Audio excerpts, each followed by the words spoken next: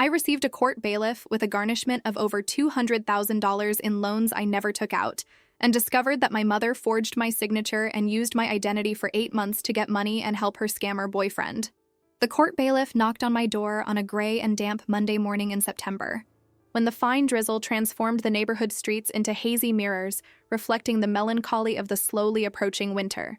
It was exactly 7:43 in the morning, a time that became etched in my memory as the exact moment when my 32-year life, carefully built on foundations of honesty, hard work, and family trust, completely crumbled before my still sleepy eyes.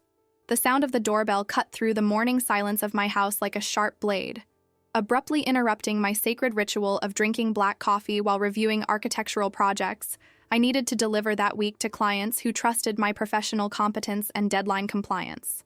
When I opened the heavy, dark wooden door that I myself had chosen 2 years earlier during the complete renovation of the house, I found a tall and imposing man, dressed in an impeccably pressed gray suit that dramatically contrasted with the serious and impersonal expression stamped on his thin face, with features marked by time and experience in delivering devastating news to ordinary people like me.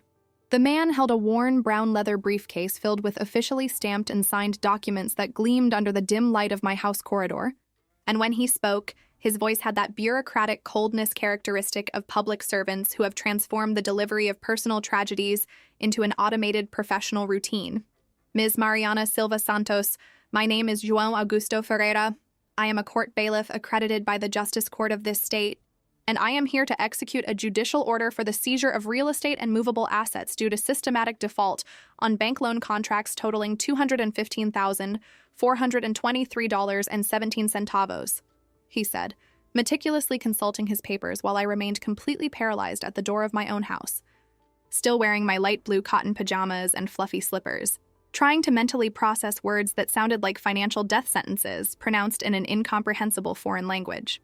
My 32 years of responsible, meticulous, and carefully planned existence seemed to have become irrelevant in the face of those incomprehensible words that instantly transformed my secure reality into a Kafkaesque nightmare. Throughout my adult life, I had built a solid reputation as a competent architect, always keeping my name absolutely clean in the financial market through early bill payments, avoiding unnecessary debts, investing cautiously, and planning every penny spent monthly with the mathematical precision I applied to my most complex professional projects. The feeling was exactly like receiving a punch in the stomach while sleeping deeply. I instantly woke up to a nightmare that would become my reality for the next few months, perhaps years, of legal battles and personal reconstruction. There must be some terrible mistake, some absurd administrative confusion, because I have never taken any loan from any bank. I never needed borrowed money because I always lived within my financial means. I managed to respond with a trembling voice that came from my throat constricted by growing anxiety. But the officer merely handed me a yellowed copy of the official documents and explained with bureaucratic patience that I had exactly 24 hours to fully pay off the accumulated debt, or all my material possessions would be officially confiscated by federal justice. The weight of the documents in my trembling hands seemed disproportionate to the cheap paper on which they were printed. There was my sentence of financial ruin described in cold legal terms that transformed my life into numbers, deadlines, and legal procedures. When the officer finally withdrew from my property, walking slowly along the wet sidewalk to his official car parked in front of the neighboring house, I felt as if a fundamental part of my identity had been violently torn from my chest, leaving a painful emptiness that pulsed with each accelerated beat of my heart. I ran desperately inside the house, stumbling on slippers that slipped on the cold ceramic floor, and turned on my notebook computer with fingers that trembled so much that I missed the access password 3 consecutive times before finally managing to access my online bank account through the internet connection that seemed slower than usual, as if even technology was conspiring to prolong my growing agony. The familiar blue screen of the bank's website loaded with torturous slowness, each second seeming an eternity of growing anxiety that made my stomach contract in painful spasms, until I could finally view my detailed bank statement that would definitely confirm or completely deny that absurd nightmare that had invaded my peaceful morning. What I found on the computer screen made me feel as if the solid ground of my house had literally disappeared beneath my feet, leaving me falling in free fall through an unfathomable financial abyss. There were indeed official records of 5 different loans, all contracted in the last 8 months, all in astronomical amounts that frighteningly varied between $20,000 $5,000 in the smallest contract and $60,000 in the largest, totaling a debt that represented more than 3 years of my current net income working intensively. The dates of the contracts were all perfectly correct and coincided with specific days that I could clearly remember. Some were Tuesdays when I was working in the office serving clients. Others were Saturdays when I spent the entire day at home resting and planning future projects. My CPF was absolutely correct, my birth date was perfect, my complete residential address was exactly as it should be. But I did not have even a fragmentary memory of having signed any of those financial documents that now determined my economic future. It was as if I had developed selective amnesia about monumental financial decisions I had supposedly made consciously, or as if there existed an alternative version of myself, living a parallel life where I was a completely irresponsible and reckless person with money. I picked up my smartphone with hands that trembled violently like leaves in the wind and dialed the bank's customer service number that I had memorized years ago but never needed to use to solve serious problems, desperately hoping that someone on the other end of the line could provide me with a rational and logical explanation for that completely absurd and incomprehensible situation that had transformed my ordinary Monday into personal tragedy. After 15 interminable minutes of waiting, listening to irritating and repetitive instrumental music that played in a constant loop, interspersed with automatic recordings thanking me for my patience and assuring that my call was important to them, I was finally attended by a woman with a trained professional voice who identified herself as Fernanda Oliveira, manager of the bank branch where I had supposedly made all those devastating loans in recent months. Mrs. Mariana Silva Santos, good afternoon. This is Fernanda Oliveira, manager of the central branch of the National Bank. How can I help you today? She said with the cordial but cautious tone, typical of experienced banking professionals who have developed the ability to quickly identify whether they are dealing with problematic clients or with genuine victims of complex situations. After briefly explaining my desperate situation and providing all the requested personal data for identity confirmation, Fernanda carefully checked my profile in the banking system during a few minutes of tense silence. Mrs. Mariana, I can see here in our computerized system that there are indeed 5 active personal loan contracts registered in your name and CPF, all properly signed in person at our central branch and accompanied by complete personal documentation as required by our internal security protocols, she said after completing her verification, and her official confirmation made me feel as if I were slowly sinking into quicksand, that inexorably sucked away any hope that all of this was just an easily resolvable bureaucratic misunderstanding. Fernanda continued her technical explanation with the professional patience of someone accustomed to dealing with complicated and emotionally charged financial situations. The contracts were signed personally at our branch during the last 8 months, always with presentation of original identity documents, updated income statements, recent proof of residence, and we even have digital biometric verification records confirming your identity at the exact moment of each contract signature. Each word she pronounced was like a stone being placed on my chest, progressively making it difficult to breathe and increasing the claustrophobic sensation of being buried alive in a situation from which I would never manage to escape. Fernanda, I need to see these documents personally. I need to understand how this was possible, because I swear on my professional and personal honor that I was never at your branch, never signed any contract, never needed a loan, because I've always lived within my financial means, I insisted with a voice that alternated between desperation and indignation. The car trip to the bank branch located downtown transformed into a psychological journey through the hell of my own doubts, fears, and questions about my own mental sanity. The heavy Monday morning traffic, normally just a minor inconvenience that I patiently endured while listening to classical music on the radio, became a claustrophobic conspiracy that seemed deliberately designed to increase my already nearly unbearable anxiety. Each red light was an eternity of tormented reflections on the terrible possibilities that could explain my situation. Was it possible that I had developed some dissociative disorder that made me forget important decisions? Could there be someone with fake documents identical to mine circulating around the city taking on debts? Was there some flaw in the banking system that was mixing my identity with someone else's? When I finally managed to park my blue sedan in the space reserved for clients in front of the imposing bank building, with its marble columns and mirrored glass that reflected the cloudy morning sky, I felt as if I were walking toward the courthouse where I would be judged for crimes I hadn't committed.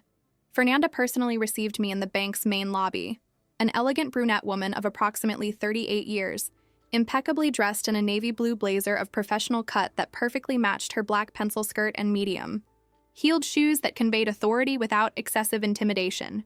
Her dark hair was tied in a sophisticated low bun, and her brown eyes demonstrated that particular combination of professional experience and genuine human concern that characterizes truly competent bank managers. Mrs. Mariana, it's a pleasure to meet you personally, although I deeply regret that our meeting is motivated by such unpleasant and worrying circumstances, said Fernanda, extending to me a firm and warm hand that contrasted with the architectural coldness of the banking environment around us.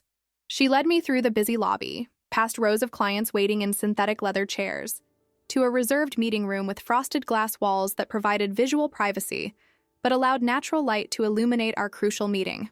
I brought with me all the documents related to your 5 loan contracts, including copies of the personal documents presented during the signings, photographs of the contractual signatures, and I also managed to access the security camera footage from the specific days when the loans were contracted, she explained, carefully opening a thick brown leather folder that seemed to contain sufficient evidence to resolve or definitively complicate my desperate situation. The documents were meticulously organized in chronological order, each contract accompanied by clear copies of my identity card, tax ID, income statements that I recognized as authentic, proof of residence that exactly matched my current address, and letterhead sheets where my signature was reproduced with technical perfection that made it appear genuinely mine. Fernanda, these signatures really look identical to my handwriting, but I solemnly swear that I've never been here before today. Never saw these documents before now. Never needed a loan because I've always managed my finances with extreme care. I insisted, examining each line, each curve, each detail of the signatures that seemed microscopically identical to the way I signed important documents. Fernanda observed my reaction with professional attention, clearly assessing whether I was trying to defraud the bank or was genuinely the victim of some elaborate identity forgery scheme.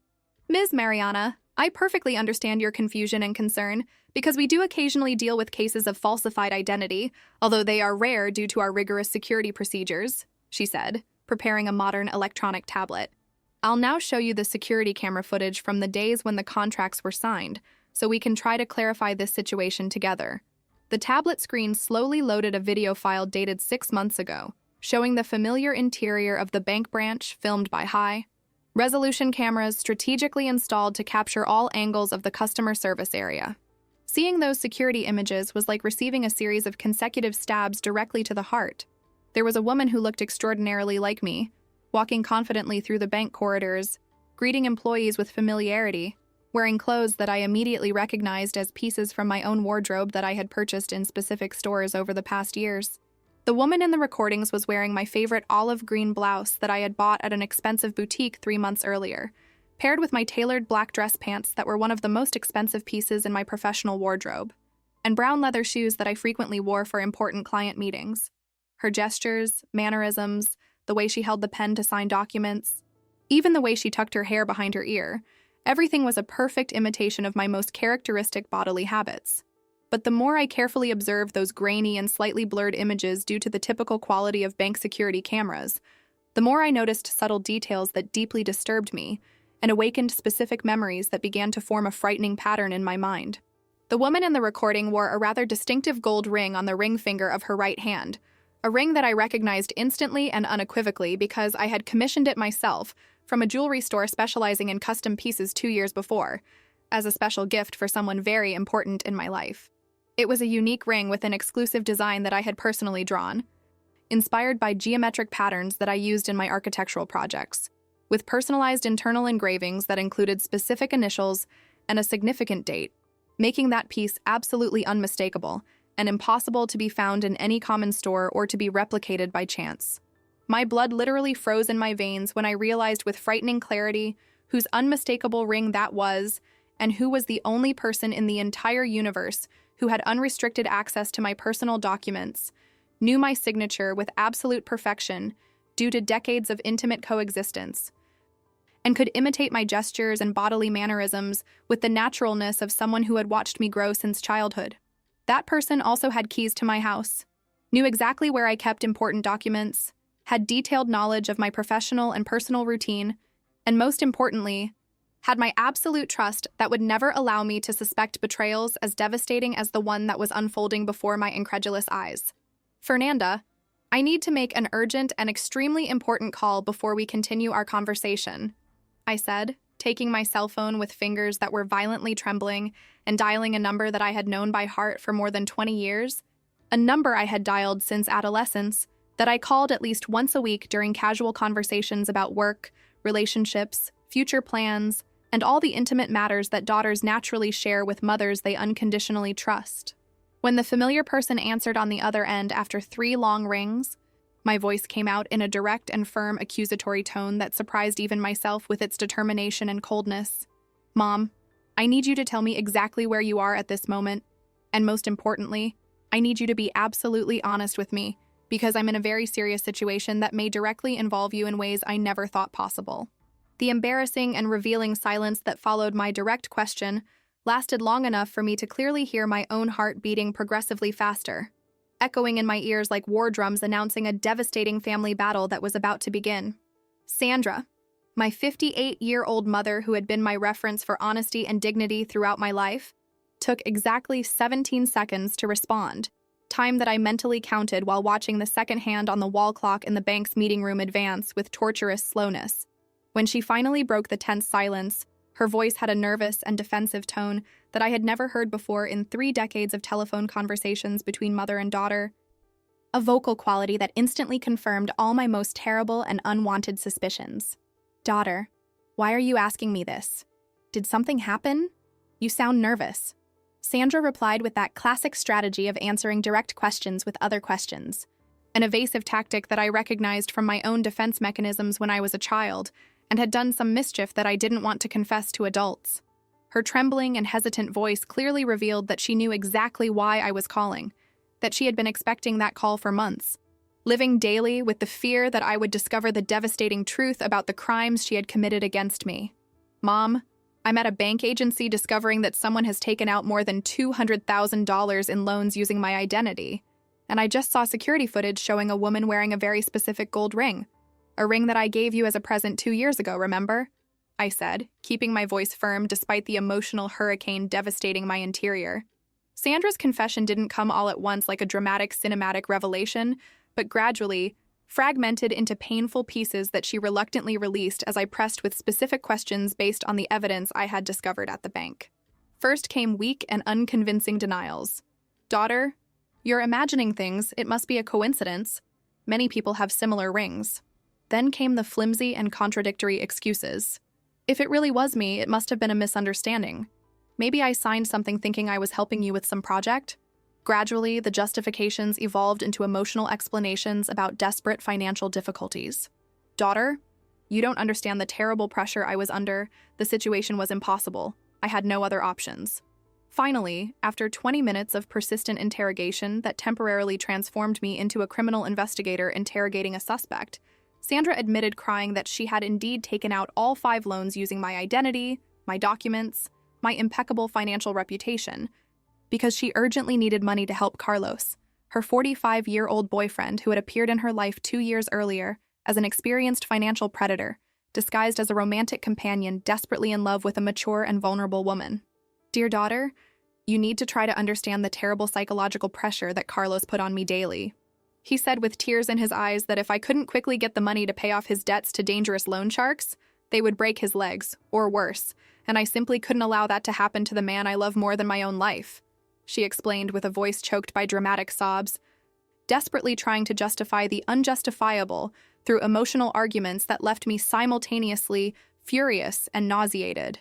The complete revelation of maternal betrayal was like discovering that the person I trusted most in the entire world had secretly planned and executed my financial destruction with calculated coldness, using decades of intimate knowledge about my personality, routines, and emotional vulnerabilities to execute a perfect criminal plan.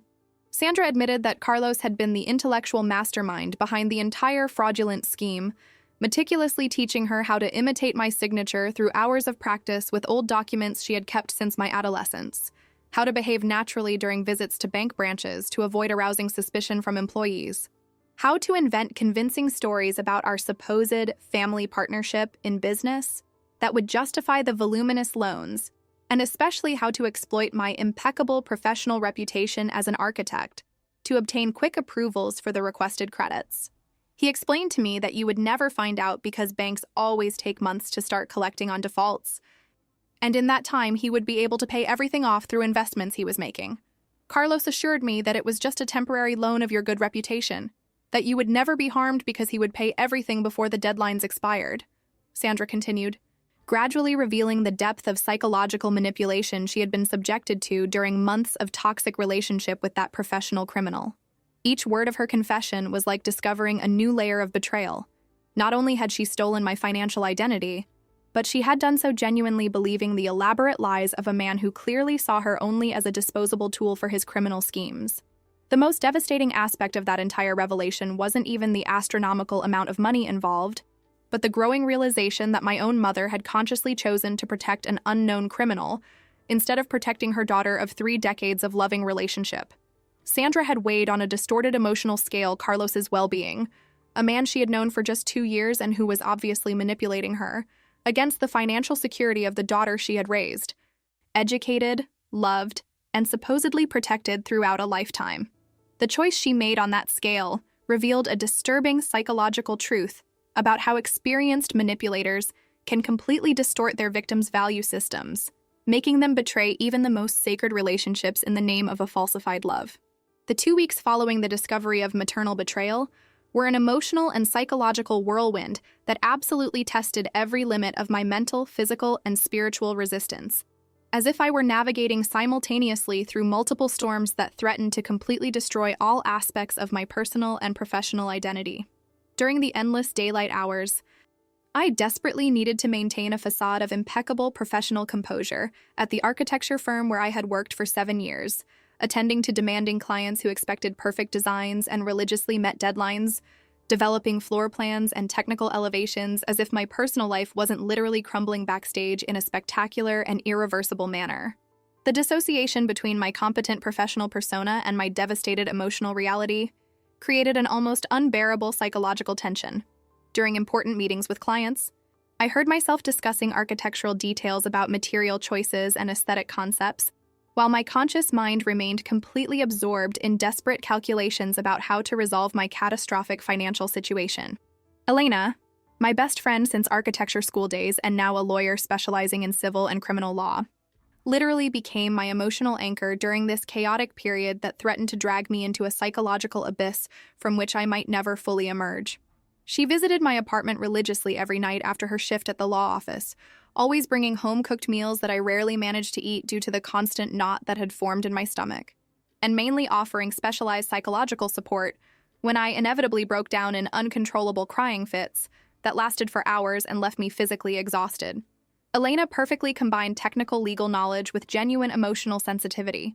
During our nightly conversations that frequently extended until after midnight, she patiently explained my legal rights as a victim of document fraud, while holding my trembling hands and repeatedly assuring me that I would survive this family tragedy and emerge stronger on the other side of the experience. Mariana, you need to understand that your mother was a victim of systematic psychological manipulation before becoming a criminal, but that neither diminishes nor justifies in any way the crimes she committed against you. Elena explained to me with her always calm and rational voice, while we both sat on my living room sofa, surrounded by bank documents scattered across the coffee table as evidence of a crime that still seemed too surreal to be true. What Sandra did constitutes aggravated fraud, falsification of official documents, and misuse of someone else's identity. These are serious crimes that can result in years of imprisonment, regardless of the emotional motives that led her to commit them. Her words were simultaneously comforting and terrifying because they confirmed that I was right to feel betrayed, but also meant that I would have to make devastating legal decisions against my own mother that would permanently alter our family dynamics. The nights became particularly difficult because it was during the silence and solitude that the darkest thoughts and most corrosive doubts invaded my mind, already fragile from constant emotional overload. I spent hours awake in bed, staring at my bedroom ceiling while my mind obsessively revisited every memory I had of my relationship with Sandra, desperately searching for signs I might have missed, clues that could have alerted me to her capacity for betrayal, moments that in retrospect would reveal the moral fragility that allowed her to choose Carlos over me. During these torturous vigils, I constantly questioned my own judgment capacity. If I had been so completely deceived by my own mother for years, how could I trust my discernment about anyone in any future situation? The most disturbing aspect of that entire experience was how it was fundamentally altering my perception of the nature of human relationships and the limits of trust we should place even in those closest to us. Sandra wasn't a stranger who had invaded my life. She was the woman who had given birth to me, who had cared for me during childhood illnesses, who had celebrated my academic and professional successes, who knew my most intimate fears and most secret dreams. The betrayal coming from someone with whom I shared decades of emotional history and biological ties created a psychological wound that seemed impossible to completely heal, because it questioned the very possibility of genuine trust in any human relationship. During this period of extreme emotional turbulence, I began experiencing physical symptoms of stress that I had never experienced before. My blood pressure shot up to concerning levels. I developed chronic insomnia that kept me awake until 3 or 4 in the morning every night. I lost 8 kilos in 2 weeks because my appetite had completely disappeared. And most notably, I began having spontaneous panic attacks that left me breathless and with frightening heart palpitations during seemingly normal moments of the day, like while driving to work or during routine professional meetings. The decision to formally file a criminal complaint against Sandra was made on a particularly rainy Thursday afternoon, when the heavy gray sky seemed to perfectly reflect the somber state of my tormented soul. The definitive moment came after receiving a threatening and intimidating phone call from Carlos, who had obtained my personal number through Sandra, and decided to try to psychologically manipulate me in the same way he had manipulated my mother during 2 years of a toxic relationship. Your voice on the other end of the line had an aggressive and predatory quality that made me instantly understand why Sandra had become so vulnerable to your influences. Carlos spoke with the arrogant authority of someone accustomed to getting what he wanted through emotional intimidation mixed with superficial charm when necessary. Mariana, this is Carlos, your mother's boyfriend, and I need to talk seriously with you about this whole situation that is causing unnecessary suffering for a wonderful woman who loves you more than her own life, he began, immediately using emotional guilt tactics that attempted to position me as the villain in a situation where I was clearly the victim. His strategy was obviously to make me feel guilty for persecuting my own mother when she had committed serious crimes against me, completely inverting the moral dynamics of the situation through sophisticated psychological manipulation. Your mother is doing very badly with all this pressure you're putting on her. Her blood pressure has spiked. She can't sleep or eat properly, and honestly, I think you should stop this persecution and accept paying these debts as the obedient and responsible daughter you were always raised to be. The audacity and cynicism of Carlos's words left me simultaneously furious and impressed with his ability to completely distort reality through manipulative emotional narratives.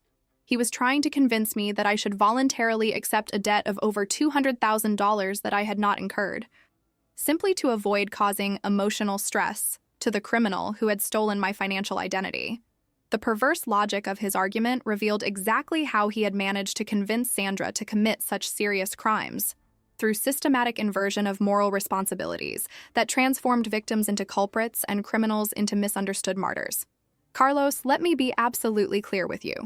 I will never accept paying debts I did not incur, and especially will never protect criminals who destroyed my financial life. I replied with a firmness in my voice that surprised even myself, considering that internally I was shaking with anger and indignation.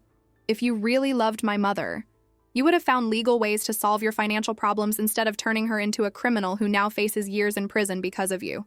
My direct response clearly caught him off guard, because he expected to find an easily intimidated victim like Sandra had been, not a woman determined to fight for her legal rights. Carlos tried to continue with his intimidation tactics, but now revealing a more sinister and threatening side of his personality. Look, Mariana, you don't know the type of people I associate with. People who don't like to see friends being unfairly persecuted by ungrateful daughters. They would be people capable of teaching you some good manners about family respect, if you understand what I'm saying. His words were clearly veiled threats of physical violence, pathetic attempts to scare me into giving up my pursuit of legal justice for the crimes committed against me. The tone of his voice had completely changed, revealing the true predatory nature he kept hidden behind masks of superficial charm he used to seduce vulnerable women. I abruptly hung up on him and immediately called Elena, reporting in detail the threatening conversation that had just happened, and asking for legal guidance on how to proceed legally against someone who was trying to intimidate me to cover up financial crimes. Mariana, what Carlos just did is witness intimidation and obstruction of justice, additional crimes that could result in more years in prison for him. Elena explained to me with professional indignation. Now you have even more reasons to file a formal criminal complaint against both of them, because they are demonstrating that they are habitual criminals willing to use any method to escape the consequences of their actions. The call with Elena was the final push I needed to make the most difficult decision of my adult life. To criminally report my own mother and accept that our family relationship had definitely ended the moment she chose to betray my trust for money. Elena, I'll file the complaint tomorrow morning because I finally understood that protecting criminals would be becoming an accomplice to the crimes they committed against me, I declared, feeling a strange mixture of relief and profound sadness. The decision freed me from the psychological pressure of trying to save family relationships that were already irreparably destroyed. But it also meant accepting that I was effectively choosing legal justice over traditional family loyalty. That night, for the first time in 2 weeks, I managed to sleep for a few consecutive hours. Because I had finally made a definitive decision instead of remaining paralyzed by emotional indecision, my mind had found a clear direction. I would legally fight for my rights as a victim of financial crimes, regardless of the emotional consequences this might have for family relationships that were already irreparably damaged.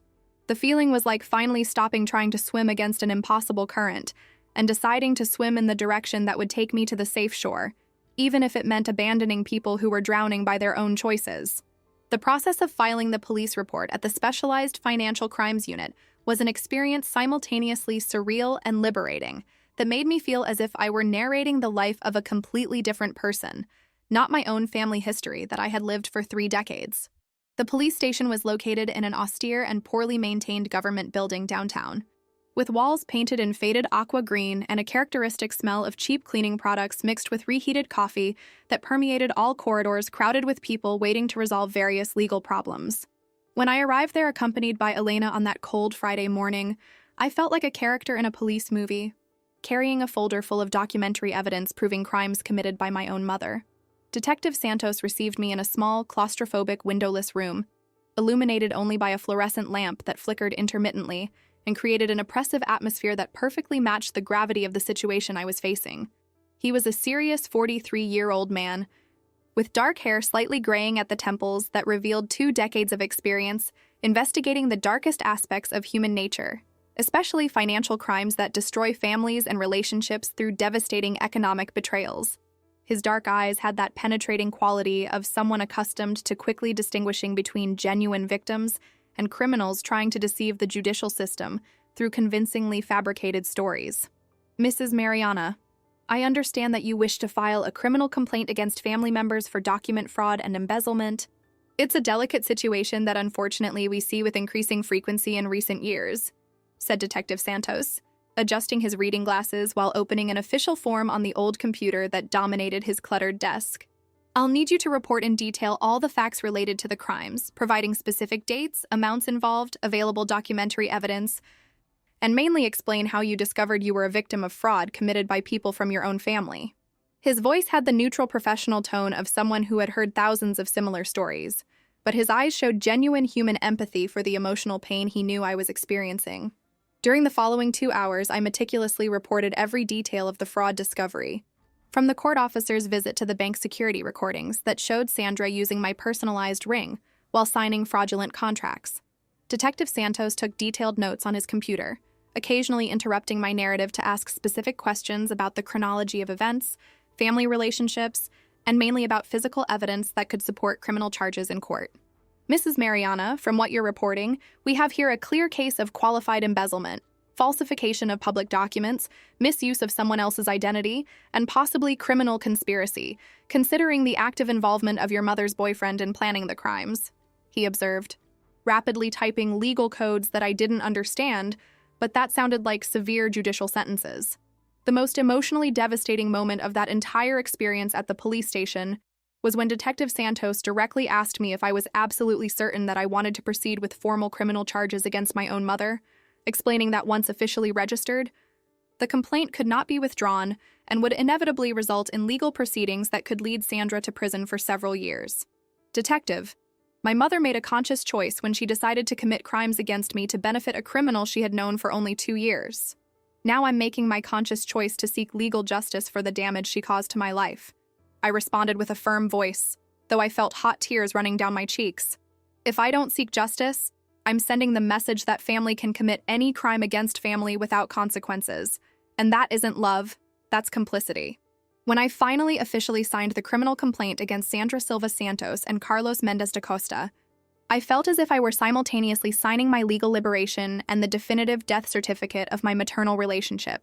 The pen weighed like lead in my trembling hand, and each letter of my signature seemed to permanently engrave on the official paper the reality that I had chosen justice over blind family loyalty.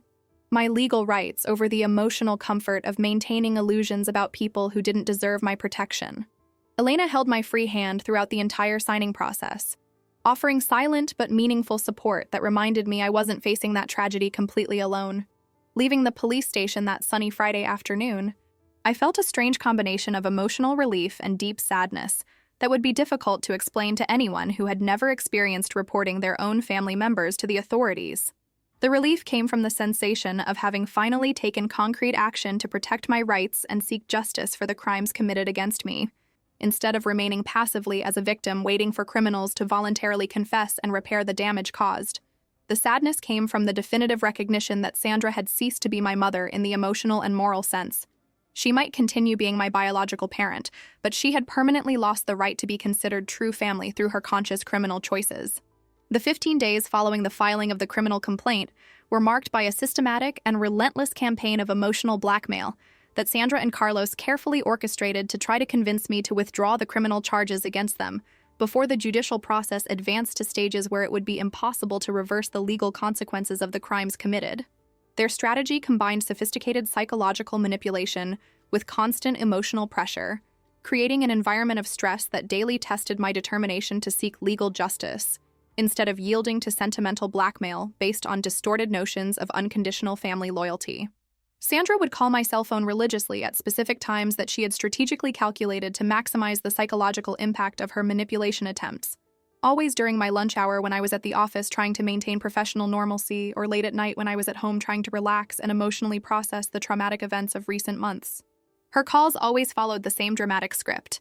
They began with intense crying and lamentations about her deteriorating health condition, evolved into declarations of maternal love that attempted to awaken my guilt for destroying our family, and ended with desperate appeals for me to forgive and forget the crimes, as if they were mere family misunderstandings instead of serious legal violations that had ruined my financial stability. Daughter of my heart, you can't imagine the terrible suffering I've been going through since I learned about this complaint. My blood pressure has shot up so much that the doctor said I could have a heart attack at any moment. I can't sleep at night thinking that my own daughter is trying to send me to prison. And especially, I can't accept that our 30-year relationship of love will end because of a misunderstanding about money, she would say, with a voice choked by sobs that sounded simultaneously genuine and performative. Her words were carefully chosen to make me feel as if I were a cruel and ungrateful daughter who was destroying a loving mother for trivial reasons, instead of a victim seeking justice against a criminal who had betrayed my trust in the most devastating way possible. Carlos also actively participated in the psychological pressure campaign, but his approach was different and revealed even more sinister aspects of his manipulative personality. He would get my new phone number whenever I changed it, probably through, well-intentioned relatives who didn't know the details of the criminal situation and innocently passed on personal information when he made up stories about family emergencies or urgent need to talk to me about Sandra's delicate health. His calls were a toxic mixture of attempts at superficial charm and veiled threats, alternating between poses of man who truly loves his mother and criminal willing to use intimidation to escape the consequences of his actions. Mariana, I know you're an intelligent and sensitive woman, so I'm sure you'll understand that your mother committed those mistakes only because she was desperate to help me. She loves me so much that she was capable of sacrificing anything to protect me, and that should make you proud instead of irritating you, Carlos would say with that seductive voice he had probably used to win Sandra over initially. A truly loving daughter would be happy to know that her mother is capable of such love and dedication, and would find a way to resolve the situation without destroying the life of a wonderful woman whose only crime was loving too much. His perverse logic tried to transform Sandra's crimes into virtues, and my search for justice into a moral defect, demonstrating exactly how he had managed to completely distort my mother's value system. During this period of constant and relentless psychological pressure, I had to change my personal phone number twice because they invariably gained access to new contacts through relatives who didn't understand the severity of the criminal situation and believed the false stories Sandra invented about our family quarrel that needed to be resolved through frank conversations. Uncles, cousins, family friends who had known Sandra for decades received completely distorted versions of reality, where she was presented as a misunderstood, loving mother and I as a rebellious daughter who was exaggerating minor financial problems and refusing the Christian forgiveness that should characterize healthy family relationships. The additional social pressure created by these well-intentioned but misinformed relatives added an extra layer of emotional stress to the already unbearable situation I was facing. Cousins I hadn't seen in years would call to try to mediate our family discussion without understanding that this wasn't a disagreement about inheritance or jealousy between relatives, but serious crimes that had resulted in more than $200,000 of fraudulent debt registered in my name. Mariana, your mother is suffering a lot with this fight between you two. She told me that you argued about money and that you're being very hard on her. Family is sacred, child, and mothers always deserve forgiveness from their children, regardless of the mistakes they might have made, my Aunt Conceição would say during a particularly frustrating call, where I tried to explain that Sandra had committed federal crimes, not family errors. The most disturbing aspect of that entire manipulation campaign was observing how Sandra had become an expert in using our 3-decade family history as an emotional weapon against me. She constantly mentioned specific memories from my childhood, adolescence, and early adulthood, trying to make me feel guilty for abandoning someone who had sacrificed so much to raise and educate me. Remember when you had pneumonia at 8 years old and I spent nights awake taking care of you? Remember when you were nervous about the college entrance exam and I stayed up studying with you? Remember when you bought your first house and I helped you choose furniture and decoration? Does none of that matter now that you want to see me in prison?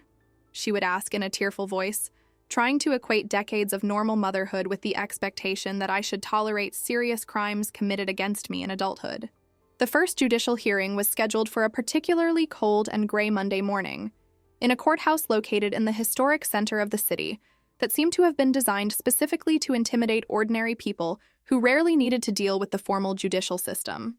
The imposing neoclassical architecture building, with its marble columns worn by time and endless staircases that echoed each step in an amplified manner, created a solemn and oppressive atmosphere that made me feel simultaneously small and determined to seek justice for the crimes committed against me. I arrived at the courthouse 2 hours before the scheduled time, accompanied by Elena, who wore her most formal black suit and carried a leather folder full of meticulously organized legal documents that would support our legal argument during the proceedings. The main lobby of the courthouse was crowded with impeccably dressed lawyers rushing between different courtrooms, nervous defendants accompanied by concerned family members, victims of various crimes anxiously awaiting justice, and judicial employees circulating with stacks of case files demonstrating the chronic overload of the Brazilian judicial system.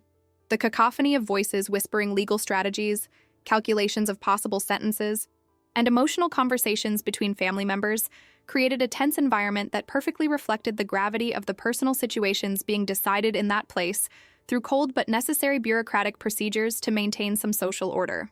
Elena led me through the confusing corridors of the building to the courtroom designated for our case, an austere environment with walls painted in faded beige, dark wooden benches arranged in rows reminiscent of churches, and an elevated table where the judge would sit to decide the legal fate of Sandra and Carlos based on the evidence and arguments that would be presented during the next few hours. Mariana, remember that you are the victim in this situation. You don't need to feel guilty for being here seeking justice for the crimes committed against you, Elena whispered to me as we organized our documents on the table designated for the accusing party. Your mother and Carlos made conscious choices that resulted in legal consequences. You are simply exercising your rights as a citizen. When Sandra and Carlos finally entered the courtroom escorted by a uniformed court officer, I felt my heart race uncontrollably and my breathing become shallow and difficult.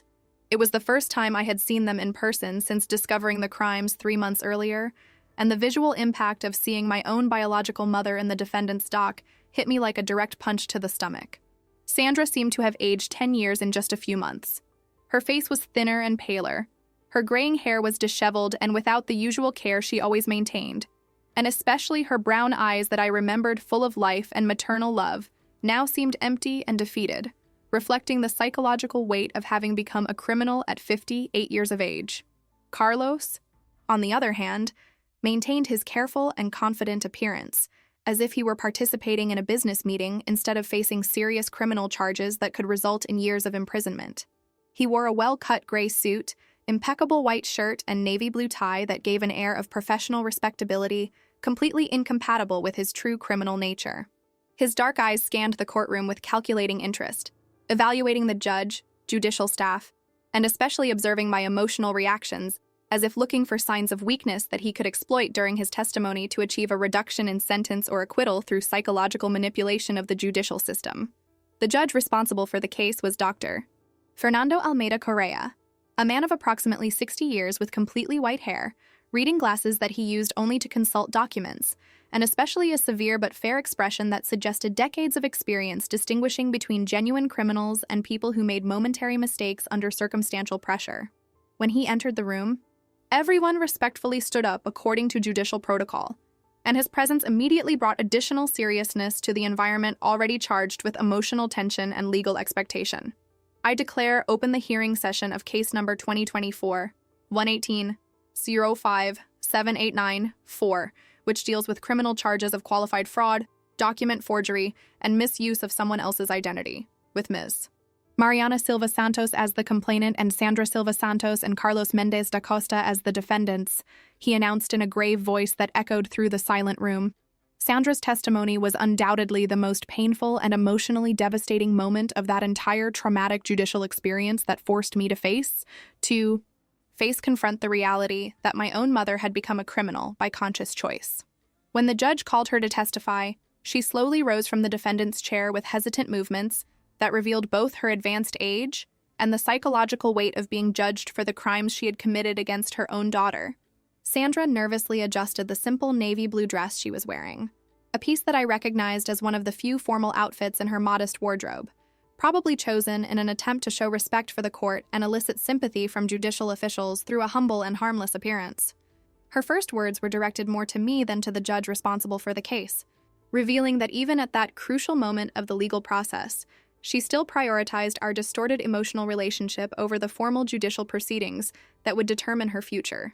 Your Honor, before anything else I need to say that I recognize having committed a terrible mistake against my dear daughter, but everything I did was motivated by desperation and fear of losing the man I love more than my own life.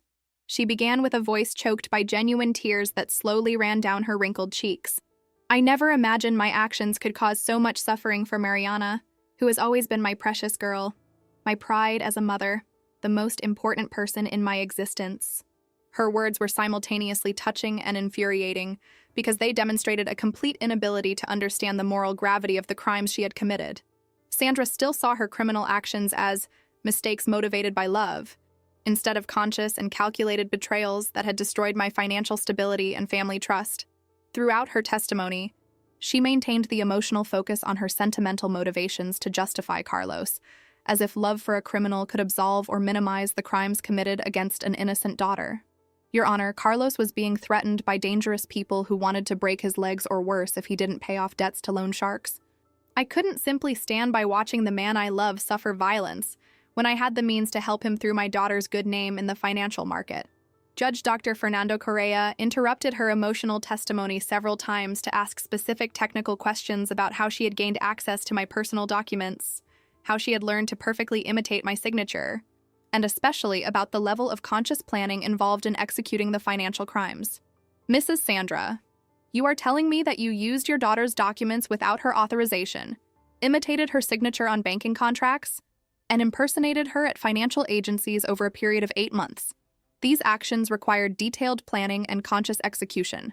They were not impulsive decisions made under emotional pressure, he observed with a severe tone that did not tolerate attempts to minimize the gravity of the crimes through sentimental justifications. Sandra tried to maintain her narrative of a desperate mother who made mistakes out of love, but gradually she was forced to admit details that revealed the premeditated and systematic nature of the crimes committed. She confessed that she had practiced my signature for weeks before the first visit to the bank, using old documents she had kept since my adolescence as a model to perfect the imitation. She also admitted that Carlos had specifically taught her how to behave during visits to banking agencies to avoid raising suspicions among employees, including what clothes to wear, how to answer questions about my profession and income, and especially how to invent convincing stories about our supposed family partnership in investments that would justify the voluminous loans. Mrs. Sandra, from your own testimony, it is clear that Mr. Carlos actively participated in planning these crimes, teaching you how to efficiently commit bank fraud, the judge observed, making detailed notes. Do you understand that this constitutes formation of a criminal group to commit aggravated fraud in addition to the individual crimes of document falsification and misuse of identity? His technical questions forced Sandra to confront the legal reality that she was not a romantic victim of tragic circumstances, but a criminal who had consciously participated in an elaborate fraudulent scheme that destroyed her own daughter's financial life. The most devastating moment of Sandra's testimony came when the judge directly asked if she understood that her actions had caused serious financial damage to the daughter she claimed to love above all else. Your Honor, I thought Carlos would be able to pay everything back before Mariana discovered. He assured me they were just temporary loans that would be quickly paid off through investments he was making. She replied, finally revealing the devastating naivety that had made her the perfect victim for a professional criminal like Carlos. I never thought my daughter would be harmed because Carlos promised me everything would be resolved without her even knowing. I just wanted to help the man I love without causing problems for anyone. Her final words during the testimony were a direct emotional appeal to me, trying one last time to awaken maternal feelings that might convince me to drop the charges or at least ask the court for clemency. Mariana, my dear daughter, I know I've hurt you deeply, and I'll carry this guilt for the rest of my life. But please remember all the years we spent together, all the love I've always had for you, and consider giving your mother a chance to redeem herself without having to spend years in prison away from the daughter she loves most in the world, she said, extending her hands toward me in a dramatic gesture that combined maternal pleading with calculated emotional manipulation.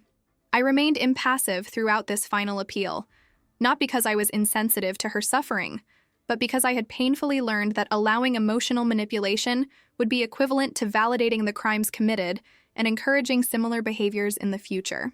Sandra had made conscious choices during 8 months of criminal activity, and now needed to face the legal consequences of those choices without expecting family ties to protect her from the justice that any common criminal would face.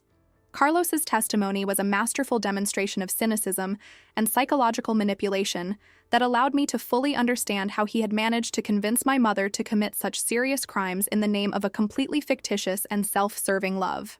When called by the judge to testify, Carlos rose from the defendant's chair with theatrical confidence, adjusted the impeccable gray suit he wore, and walked to the podium with the upright posture of someone accustomed to commanding situations through superficial charm and subtle psychological intimidation.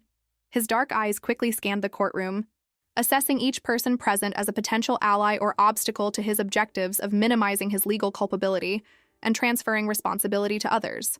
Carlos began his testimony by presenting himself as an innocent victim of adverse circumstances completely beyond his control, a carefully constructed narrative that transformed a professional criminal into a hardworking man temporarily harmed by impersonal economic forces. Your Honor, I am a simple man who has always worked honestly to support my family, but unfortunately, I was a victim of the economic crisis that has hit our country in recent years, resulting in prolonged unemployment that put me in a desperate financial situation, he said in a controlled voice that conveyed fabricated sincerity. When I met Sandra, I genuinely fell in love with a wonderful woman, but never imagined that my personal financial problems could motivate her to make such drastic decisions without my knowledge or approval. His strategy was obvious from the first words: deny any conscious participation in the crimes committed by Sandra, presenting himself as a loving boyfriend who had been misinterpreted by a woman desperate to help him without consulting his opinions on appropriate methods of solving financial problems. Carlos claimed chronic unemployment due to the national economic crisis, vague health problems that supposedly prevented physical work, and especially a desperate need for money to pay off debts to loan sharks who daily threatened his physical integrity. Sandra told me about her successful architect daughter, but I never suggested she borrow money or do anything irregular. I always said we would find legal solutions to my problems, even if that meant accepting smaller jobs or asking relatives for help. Judge Dr. Fernando Correa showed no sympathy for Carlos's theatrical performance, regularly interrupting his testimony with specific technical questions that tested the consistency of his innocence narrative. Mr. Carlos, Ms. Sandra claimed in her testimony that you specifically taught her how she should behave during visits to banks, including what clothes to wear and how to answer questions from employees. This indicates active participation in planning the crimes, not ignorance about her actions, the judge observed, consulting his notes on the previous testimony. Furthermore, we have evidence that you made intimidating calls to the victim trying to convince her to withdraw the criminal complaints. Explain these contradictions in your version of the facts. Gradually, as the judicial interrogation intensified, Carlos's answers began to contradict themselves and reveal specific knowledge about banking procedures and document fraud techniques that did not match his alleged innocence regarding the crimes committed. When questioned about how he knew technical details about biometric verification in banks, he claimed to have heard casual comments from Sandra. When asked about his intimidating call to me after the complaint was filed, he tried to minimize his threats as natural concern for Sandra's well-being. Each explanation revealed new aspects of his manipulative personality and his experience in creating false narratives to escape legal responsibilities. Mr. Carlos, according to police records, we verified that you have a criminal history of fraud in other states, involving relationships with lonely women who were convinced to transfer significant amounts to accounts controlled by you, the judge revealed, producing documents that Carlos clearly did not expect would be discovered. This establishes a pattern of professional criminal behavior that completely contradicts your version of an innocent man who is a victim of circumstances. The revelation of his criminal history instantly transformed the dynamics of the hearing, exposing Carlos as a habitual criminal specialized in exploiting vulnerable women through fake romantic relationships. Confronted with irrefutable evidence of his criminal nature, Carlos gradually abandoned the innocent victim pose and revealed more sinister aspects of his personality. His responses became more aggressive and defensive, showing increasing irritation with the judicial process that was not developing according to his expectations of manipulating the system through charm and moving stories. Your Honor, perhaps I gave Sandra some advice on how to deal with banks, but that doesn't mean I planned crimes. A man in love does anything to protect the woman he loves, including giving guidance that might help her solve financial problems, he said, trying to transform active criminal participation into well-intentioned romantic assistance. The end of Carlos's testimony was marked by desperate attempts to transfer all criminal responsibility to Sandra, presenting her as an obsessed woman who had misinterpreted casual conversations and transformed innocent suggestions into elaborate criminal plans. Sandra was a very caring woman, but sometimes she exaggerated in her gestures of love. If she committed crimes thinking she was helping me, that says more about her personality than about any influence of mine, he said, finally revealing his true opinion about the woman he had manipulated for 2 years. His final words confirmed that Sandra had been merely a disposable tool in his criminal schemes, not a genuinely loved romantic partner as he had pretended during the relationship. The judicial sentence was delivered exactly 3 weeks after the final hearings, in a solemn session that lasted only 15 timed minutes, but would permanently define the future of my entire nuclear family and establish legal precedents on how the Brazilian judicial system treats financial crimes committed between close relatives. Dr. Fernando Almeida Correa entered the courtroom with a thick folder containing his decision carefully based on jurisprudence, criminal codes, and mainly on the detailed analysis of evidence presented during the process that had extended for 4 months since the initial complaint was registered at the specialized police station.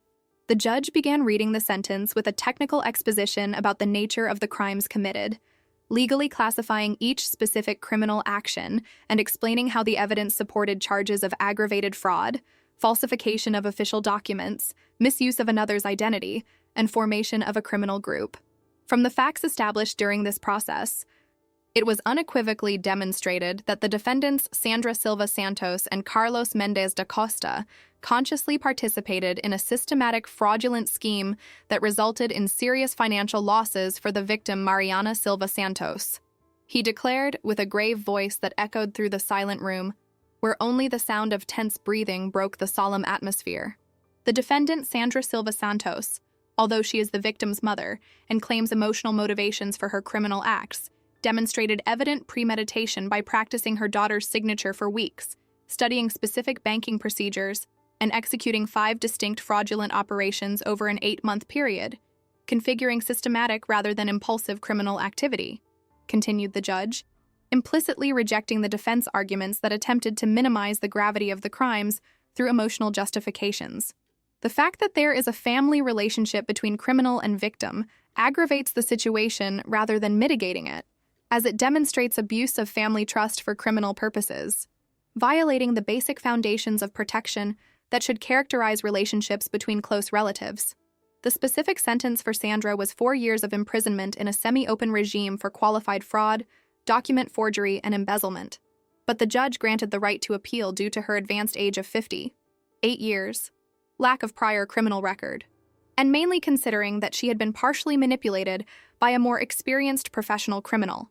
Although the crimes are serious and have caused significant damage to the victim, I recognize that the defendant Sandra was influenced by a habitual criminal who exploited her emotional vulnerabilities to execute fraudulent schemes, explained Dr. Fernando, establishing legal nuances that distinguished between professional criminals and people who commit crimes under the influence of experienced manipulators. Carlos received a substantially more severe sentence, 6 years of imprisonment in an initial closed regime, because the court recognized his role as the intellectual mentor of the crimes, and mainly because investigations revealed convincing evidence that he had committed similar frauds against other women in different states during the last 10 years. The defendant, Carlos Mendez da Costa, proves to be a habitual criminal specialized in exploiting emotionally vulnerable women through false romantic relationships, using superficial charm and psychological manipulation to convince his victims to commit financial crimes that benefit his personal schemes, stated the judge, citing legal precedents about criminals who use effective relationships as tools for illicit activities. Furthermore, the defendant Carlos attempted to intimidate the victim through threatening calls after the criminal complaint was filed, constituting obstruction of justice and witness intimidation. Additional crimes that demonstrate complete disrespect for the judicial system and continuous willingness to use criminal methods to escape the consequences of his actions, continued Dr. Fernando, incorporating into the sentence the threats that Carlos had made against me in an attempt to force me to withdraw the criminal charges. The inclusion of these additional crimes in the final sentence demonstrated that the judicial system took seriously attempts to manipulate legal processes through intimidation. After the reading of the sentence, I had a brief but significant opportunity to exchange some final words with Sandra before she was escorted by court officers to begin serving her sentence in the state penitentiary system. Our conversation took place in the side corridor of the courthouse, discreetly supervised by judicial officials, and represented the definitive closure of 3 decades of maternal relationship that had been irreparably destroyed by the criminal choices she had consciously made. Mother, I sincerely hope that these years in prison provide you time and space to reflect deeply on the choices you made, on how you reached the point of betraying your own daughter for a man who never truly loved you, and especially on what values really matter in life, I said to her, keeping my voice firm but not cruel. Sandra tried to approach me for a hug in a final demonstration of maternal affection, her trembling hands extended toward me while tears ran down her wrinkled cheeks. But I gently stepped back because I intuitively knew that accepting that hug would symbolically mean also excusing the crimes she had committed against me. I cannot hug you because that would send the wrong message that family can commit any crime against family without losing the right to affection and closeness, I explained, establishing clear emotional boundaries that would protect my mental sanity during the long process of psychological recovery that I would still need to face. Mariana, please don't abandon me completely. I know I deserve this punishment, but I'm still your mother and will always love you more than anything in the world, she said with a broken voice, making one last appeal to our biological connection in the hope of maintaining some emotional bond that could be rebuilt in the future. Her words were simultaneously touching and frustrating because they demonstrated that she still didn't fully understand that true love between family would never result in devastating crimes like those she had committed against me. Sandra, you may be my biological mother forever, but you stopped being my true family the moment you decided to betray me for money and for a man who saw you only as a disposable criminal tool, I replied, purposely using her name instead of mother to symbolically establish the new nature of our relationship. When the court officers finally escorted Sandra and Carlos out of the courthouse toward the transport that would take them to their respective penitentiaries, I felt a complex mixture of relief, sadness, and mainly a strange sense of emotional closure that marked the definitive end of a traumatic chapter in my life. The relief came from the official confirmation that the judicial system had recognized that I was a genuine victim of serious crimes, validating my decision to seek legal justice instead of accepting emotional manipulations based on distorted notions of family loyalty. The sadness came from the final recognition that Sandra had really become a fundamentally different person, from the loving mother I had known during the first 3 decades of my life, irreversibly transformed by the influence of a professional criminal. The 6 months following the criminal conviction were dedicated entirely to the arduous and meticulous process of completely rebuilding my financial and emotional life after being systematically betrayed by the person I trusted most in the entire universe.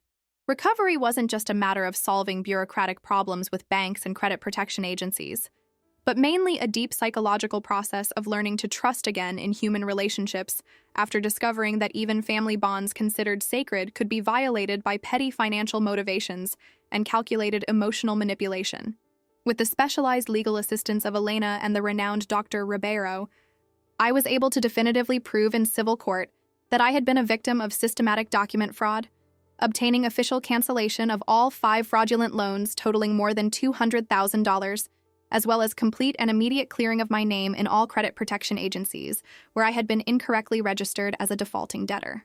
The legal process involved presenting detailed evidence about the crimes committed by Sandra and Carlos, including bank security recordings, graphotechnical analyses of forged signatures, and especially the records from the criminal process that had resulted in the conviction of both criminals. The bank where the fraudulent loans had been contracted, initially resistant to canceling contracts that had apparently been signed following all regulatory security procedures, completely changed its stance after analyzing the criminal evidence and recognizing that its own failures in identity verification procedures had allowed the crimes to be successfully committed for 8 consecutive months. Ms. Mariana, on behalf of the institution I represent, I want to offer our formal apologies for the inconveniences caused, and especially we want to assure you that all financial and moral damages will be properly compensated, said Fernanda during our final meeting, demonstrating that the bank had decided to resolve the situation through an amicable agreement instead of prolonging costly legal disputes. In addition to the full cancellation of the fraudulent debts, the bank also paid me a significant compensation for moral damages suffered during the entire period, in which I was incorrectly treated as a defaulter and had my impeccable financial reputation stained by crimes I had not committed. The compensation amount was calculated based on the documented psychological suffering, the professional losses that could have resulted from my incorrect classification as a defaulter, and mainly as a way to compensate for the months of extreme anxiety and emotional instability I had experienced because of the failures in the bank's security procedures.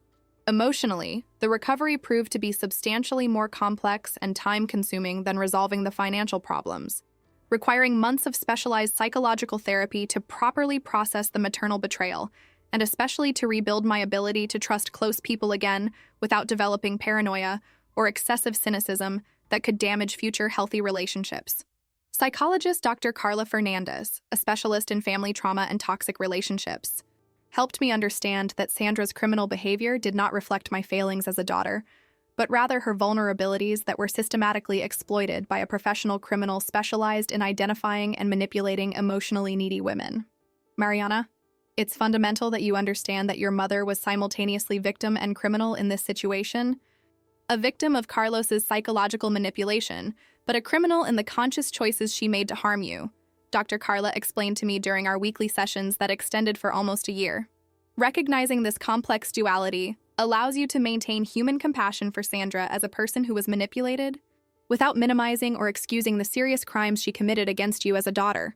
Her guidance helped me develop a balanced perspective that avoided both destructive hatred and premature forgiveness that could make me vulnerable to future emotional manipulations. During the intensive therapeutic sessions, I gradually learned to emotionally separate the loving mother who had raised me during childhood and adolescence from the criminal who had betrayed me in adult life, allowing me to preserve positive emotional memories of the early years without ignoring or minimizing the devastating reality of the crimes committed recently. You have the right to miss the mother Sandra was during your childhood, while completely rejecting the criminal she became in adult life. Dr. Carla assured me when I expressed confusion about how to process contradictory feelings toward the same person who had simultaneously been a source of love and betrayal in different periods of my life. The therapeutic process also involved working on practical strategies to identify signs of emotional manipulation in future relationships, developing skills to establish healthy boundaries with people who might try to use emotional blackmail to obtain financial or personal favors, and especially learning to trust my instincts when something seemed too suspicious to be true. Your experience with Sandra and Carlos, although traumatic, taught you valuable lessons about how manipulators operate. Now, you can use this knowledge to protect yourself against similar people in the future. noted Dr. Carla, helping me transform the traumatic experience into practical wisdom that would make me more resistant to future attempts at emotional exploitation. Gradually, as my emotional stability was consolidated through regular therapy and constant support from true friends like Elena, I began to rebuild my social and professional life with much more solid foundations, based on rigorous criteria to evaluate the authenticity of new relationships. I developed a personal system to get to know people slowly, observing their actions over time instead of immediately trusting words and promises, and especially learned to value friends who demonstrated loyalty through concrete actions, rather than dramatic declarations of affection that could mask opportunistic intentions. 9 months after Sandra and Carlos's criminal conviction, I received an official sealed letter from the women's penitentiary, where my biological mother was serving her 4-year sentence for aggravated fraud and related crimes. The correspondence had gone through regulatory institutional censorship procedures before reaching my hands, and the official envelope with government emblems caused me a mixture of anxiety and curiosity about what Sandra might want to communicate after almost a year of complete silence between us. The letter formally informed that inmate Sandra Silva Santos wished to receive family visits and had specifically requested my name to be included in the list of authorized visitors, a privilege that all prisoners have but which requires explicit consent from the people they wish to visit.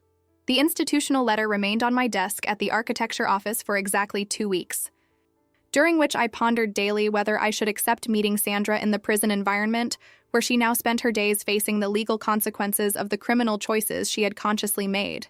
During this period of intense reflection, I consulted both Elena and Dr.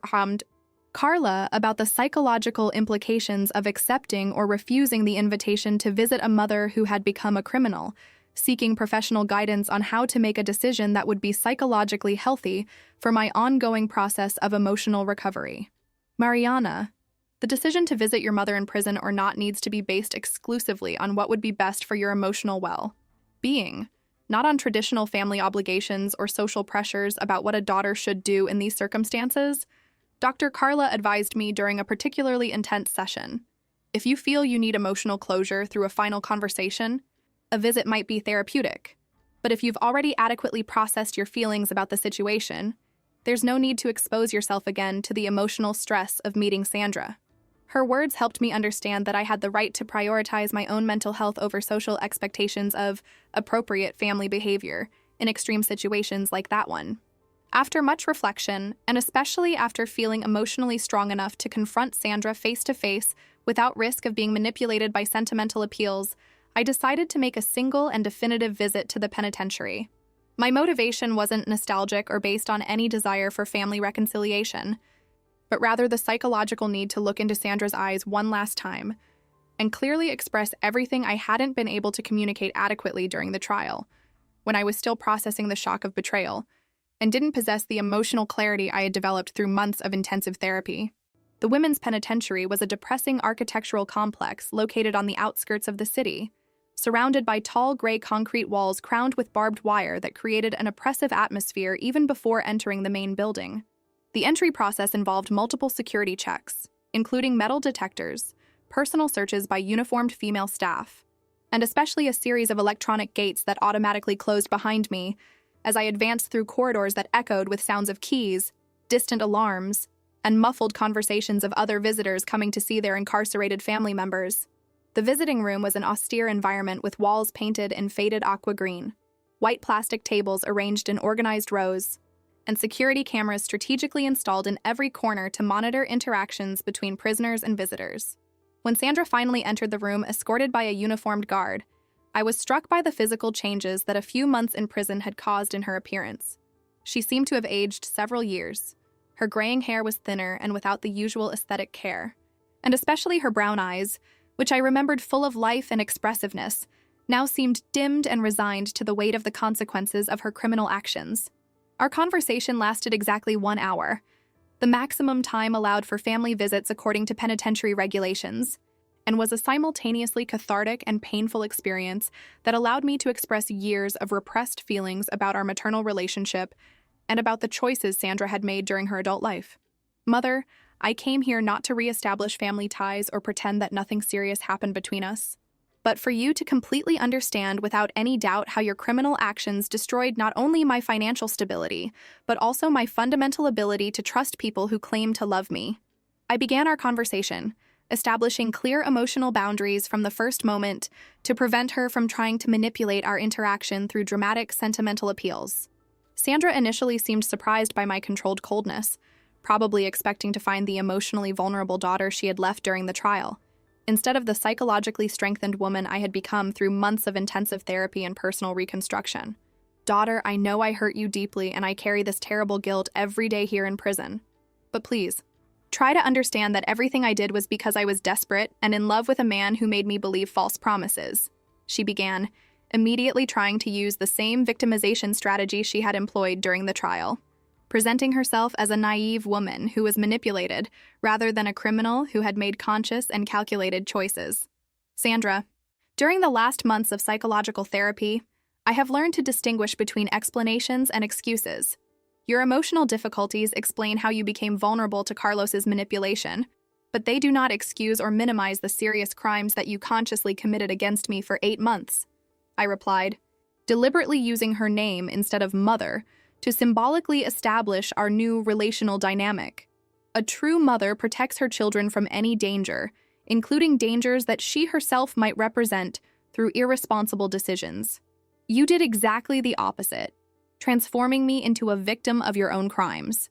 During our tense but necessary conversation, Sandra finally admitted details about her relationship with Carlos that she had omitted or minimized during the trial, gradually revealing the extent of psychological manipulation to which she had been subjected, but also confirming that she had consciously participated in planning the bank frauds instead of merely being a passive executor of criminal plans entirely conceived by him.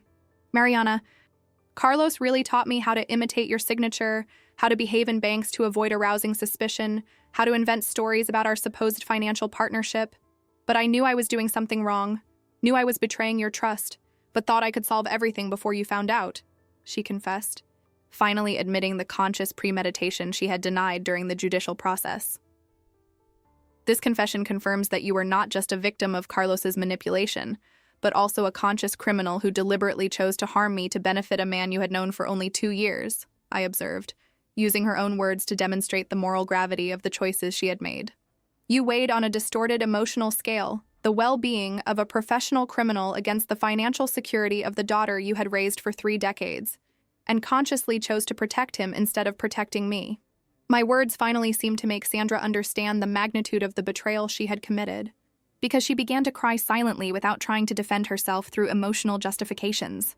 The most significant moment of our final conversation came when Sandra directly asked if there was any possibility of rebuilding our family relationship after she served her sentence and was released from prison.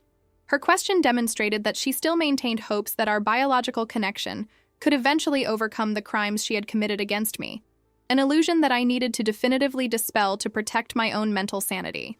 Sandra, there is no possibility of reconstruction, because our maternal relationship ended definitively the moment you chose to betray me for money, I replied with a firmness that surprised even myself. You may be my biological mother forever, but you ceased to be my true family when you committed these crimes. Real family protects, not harms. When the visit came to an end and the guards announced that time was up, Sandra made a final attempt to awaken maternal feelings that might pave the way for future reconciliation. Mariana, please don't abandon me completely.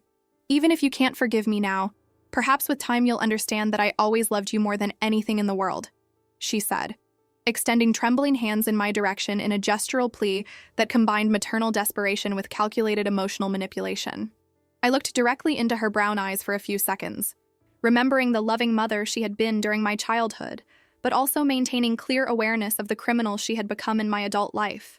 Sandra, if you truly loved me as you claim, you would never have committed crimes that destroyed my emotional peace and financial stability, I replied, keeping my voice calm but definitive. True love protects, nurtures, and strengthens. What you did was exactly the opposite of that, using me as a tool to benefit a criminal who never genuinely loved you.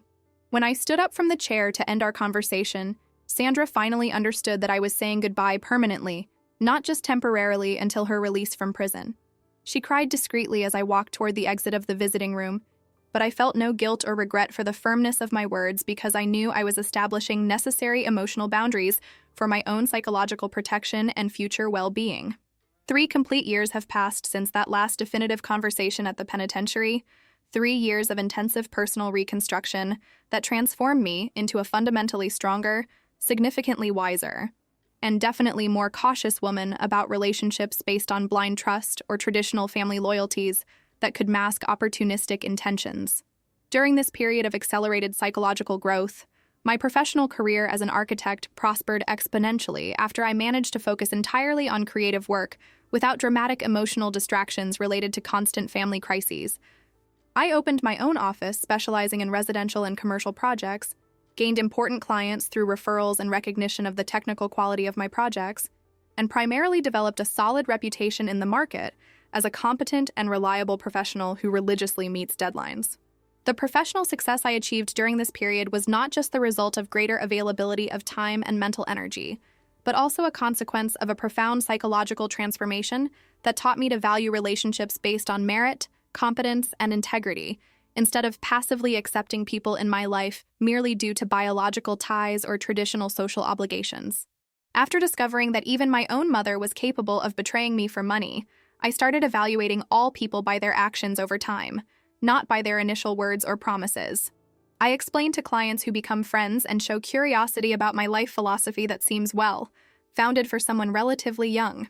Elena continued to be my best friend and confidant throughout this reconstruction period, but our relationship deepened dramatically during the difficult moments we faced together, conclusively proving that true friendships based on voluntary loyalty are infinitely more reliable and valuable than blood ties sustained only by traditional family obligations.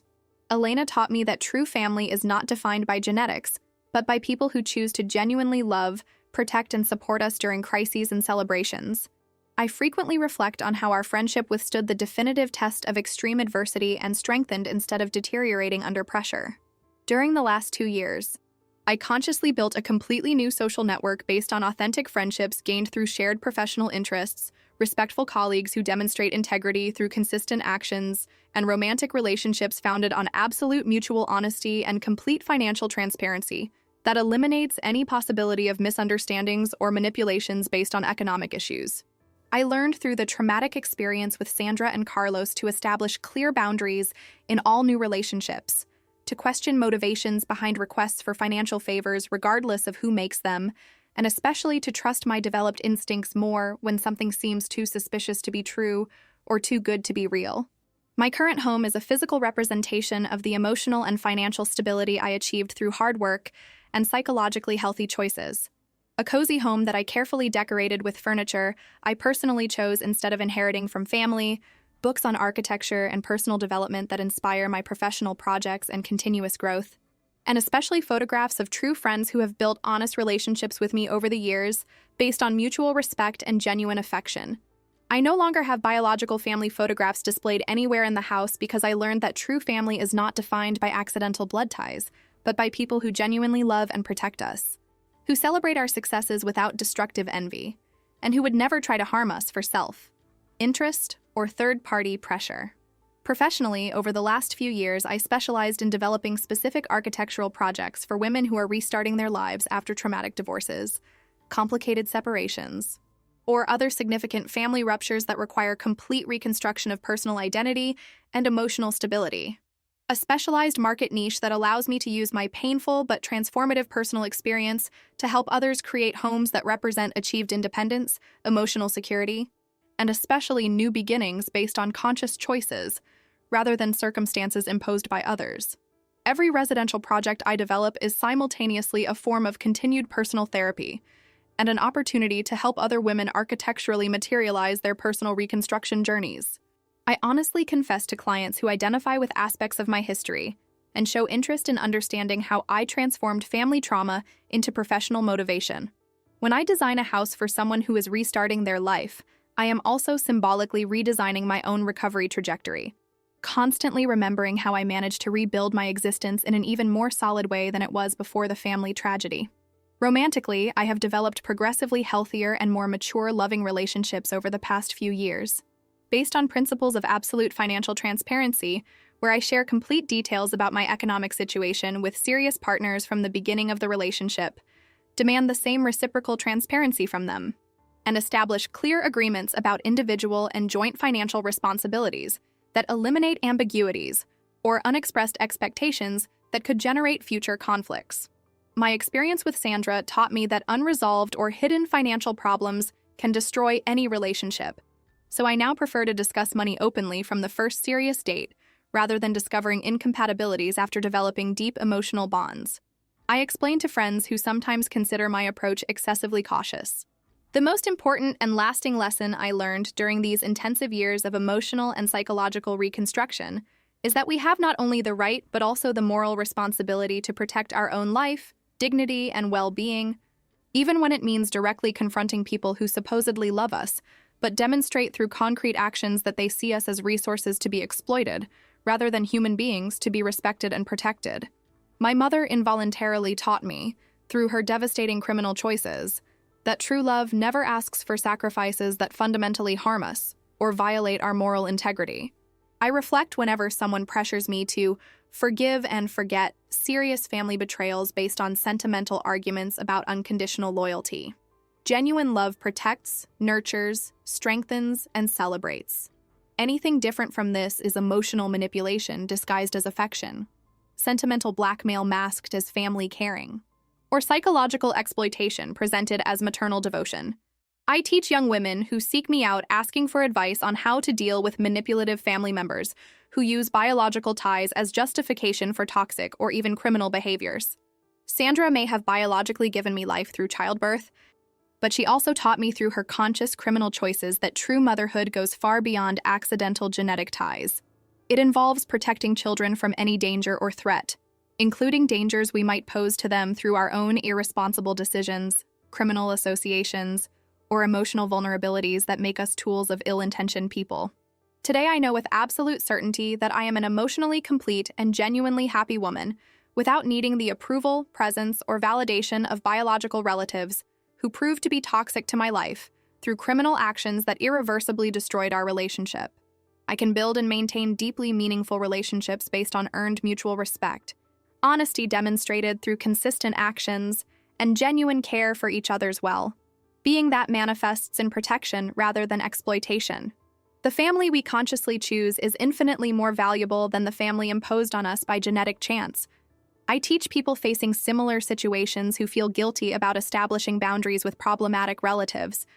We have the inalienable right to establish clear boundaries in any relationship, to protect ourselves against people who prove to be dangerous to our well-being, and to prioritize our own happiness and safety above traditional social expectations about unconditional family loyalty that ignores destructive behaviors. I declare whenever I participate in support groups for victims of family crimes. My personal story proves concretely that it is not only possible, but necessary to survive and thrive after devastating family betrayals, that we can rebuild our lives even more solidly and authentically than they were before the betrayal, and that sometimes the worst experiences we face end up transforming into the best opportunities for personal growth and practical wisdom about human relationships. The traumatic experiences I lived through transformed me into a person infinitely stronger psychologically, wiser about the complex nature of human relationships, and especially more prepared to identify and value genuinely healthy relationships that deserve my emotional investment. Before Sandra's betrayal, I trusted people based on hopes and desires about how they should behave. Now I trust based on careful observation of how they actually behave over time. I explain the fundamental difference in my approach to relationships that resulted from this painful but educational experience. Did you like Mariana's story? Then subscribe to the channel, leave your like and comment where you're watching from. Oh, and there's another story waiting for you here on the screen. Click there and I'll be waiting for you.